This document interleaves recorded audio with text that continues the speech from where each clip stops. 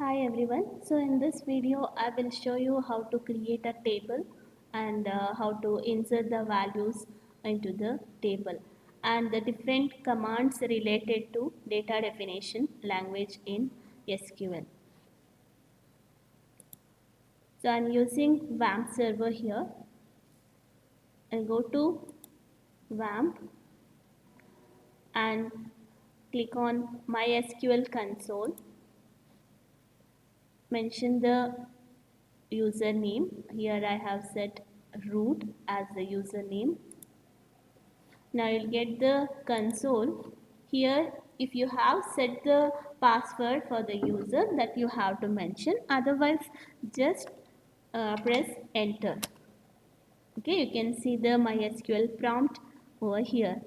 Now to see the databases which you have already been created in MySQL, for that I'll use the command show databases. It will show the list of databases. Okay, it will just list the different databases. Now here information schema library and MySQL performance underscore schema, these will be there when you install the MySQL database. Okay, so these are the system databases. And now here whatever I have created, for example my database, library, company, so these databases that means I have created in the MySQL. Okay, so now how to create a new database? For that use create command, create database and give name to the new database.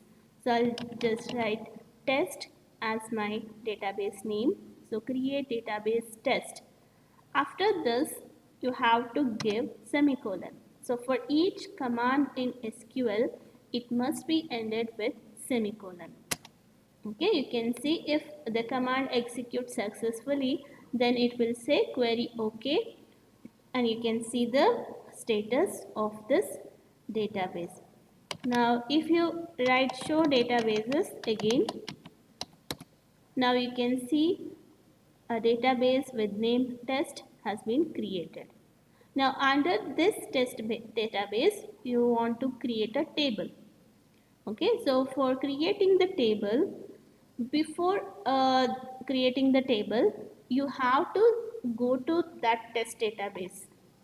Okay, so for, to change the database you have to use the command use and provide the database name.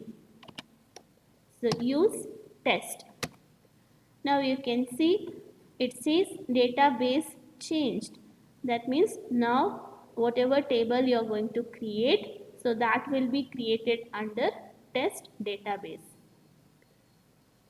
To create the table we use create table command. Create table, provide the table name. So I'll mention table name as faculty. Okay, and then specify the attributes. So for faculty we have faculty name and it is of type varchar, and specify the size for that f name or the faculty name. Then I'll put FID, it is of integer type, and you can specify the size for this faculty ID if you want, otherwise by default it will take size as 11. Then we'll take date of birth.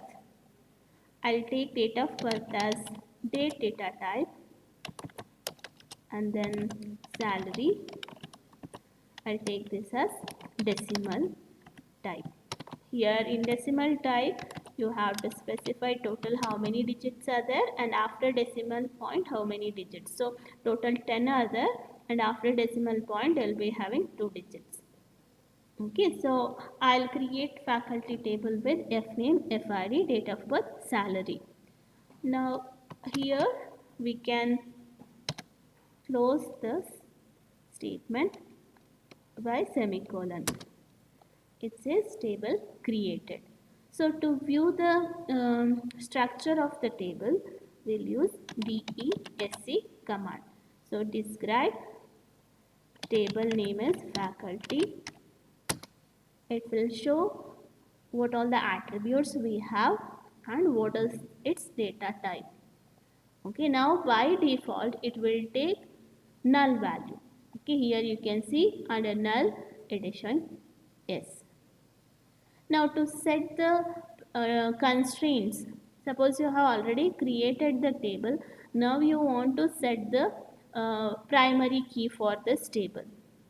Okay, so for that we can use another TTL command, that is alter.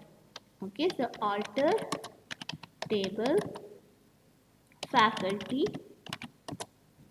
Now you are adding constraint primary key, so you can write add primary key and which attribute you want to make as a primary key here, so FID. Okay, so it will add the primary key. So the command used here to add the primary key once the table is created, that is the alter command. Alter table faculty add primary key. Now if I again check the structure of this table, describe faculty. Now you can see here for FID attribute it is showing it is a primary key and it cannot have a null value. Okay, now suppose you want to make fname you want to add the constraint for fname as not null. Okay, now what we have to do here, if we want to add or if you want to modify fname with not null constraint, so we can again use alter command, alter table faculty, then modify fname and here varchar 20 and put not null. Okay, so again show that structure of this table. So now you can see here the changes. Here earlier it was yes for the null column and here you can see now it has been changed to no. And by mistake I have mentioned here as varchar of 2, right? So what we can do again, we can alter this. Okay, we can just alter the fname.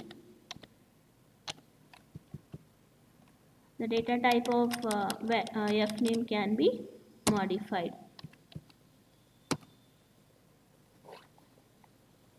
But again the not null constraint is removed. Okay, so whatever changes you are making during alter using alter command on the attribute, that will be reflected over here. Okay, so I'll just make this as 20 and I'll put not null constraint. So like this you can modify the data type of any attribute. And if you want to set the default value, okay, if you want to set the default value for salary field, so what we can do for that, so we can write alter table salary, sorry, alter table faculty, modify, I'll just write alter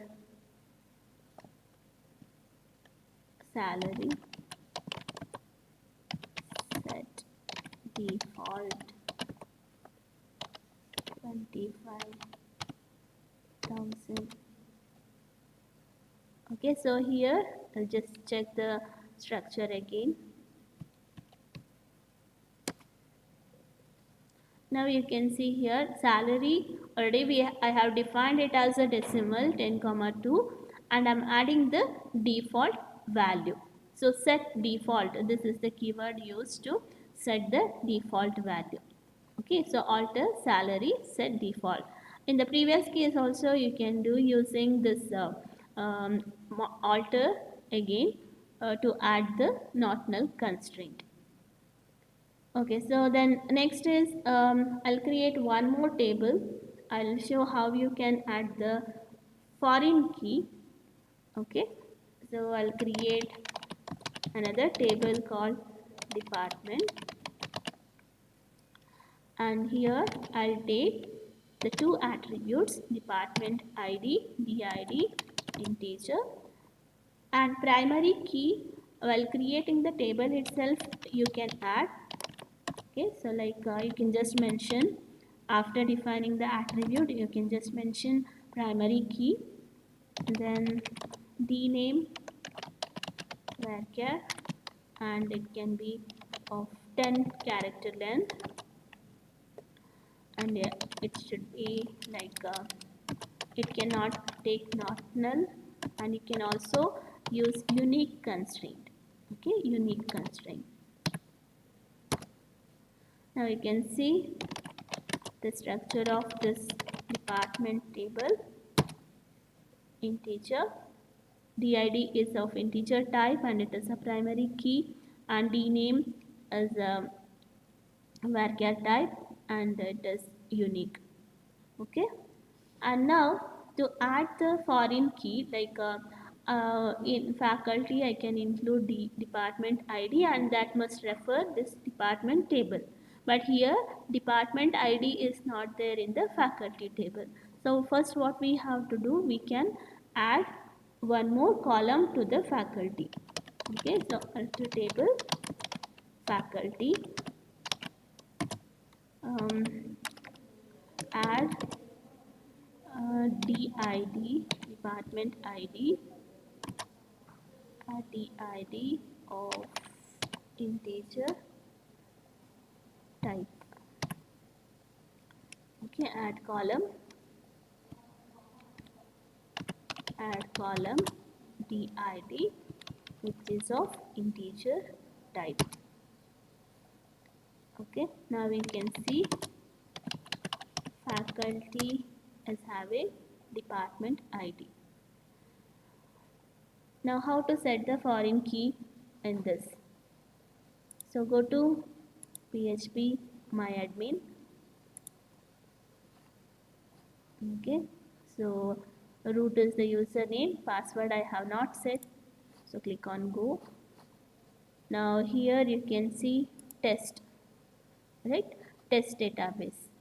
Now when you click on this test database, you can see, okay, department and faculty two tables are there, and the type of this database engine or the storage engine is MyISAM.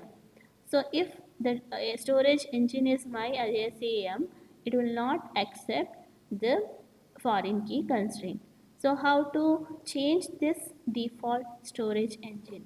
So click on this table, go to operations, and now here you can see storage engine as MyISAM. So click on or expand and set this as InnoDB. Okay, and save this. Similarly for faculty, go to operations, change the storage engine to InnoDB, click on OK. Now, okay, so this is done. So if you check what is the storage engine, now it is showing InnoDB. Okay, so once this is done, you go back to console, and here use the alter command again, alter table faculty. Now add foreign key. While adding foreign key, the better to name that constraint. Okay, so to specify the name, you can write add constraint. After that you can write, okay, fk1 as the foreign key name, then write foreign key of department ID, references, department DID. Okay, so here the attribute which you have used in the, or which you have defined in the faculty has to be mentioned. Suppose you have written it as a D underscore ID, means here you have to specify D underscore ID. So here you are using the attribute from the faculty table, and it references in department table, in that it is referring DID attribute. Okay, and here you can specify the constraints like on delete cascade, or on delete set null, or on update cascade, so that you can specify over here. Okay, on delete cascade, if you give cascade, suppose if you delete any of the department, then automatically it deletes the corresponding information from the employee table, sorry, faculty table. But okay, I'll not use on delete cascade as of now. I'll just write like this. Okay, alter table faculty add constraint fk1 foreign key department id references department of department id. Okay, now we'll see the structure of faculty table. So it is showing DID, it is of integer type, and here in the key column it is showing MUL, that means it is referring some other table. Okay, so like this you can create the tables in MySQL. Okay, so I'll show you how you can insert the values and how you can use the other DDL command, that is drop. Okay, so that we will discuss in the next session. Thank you.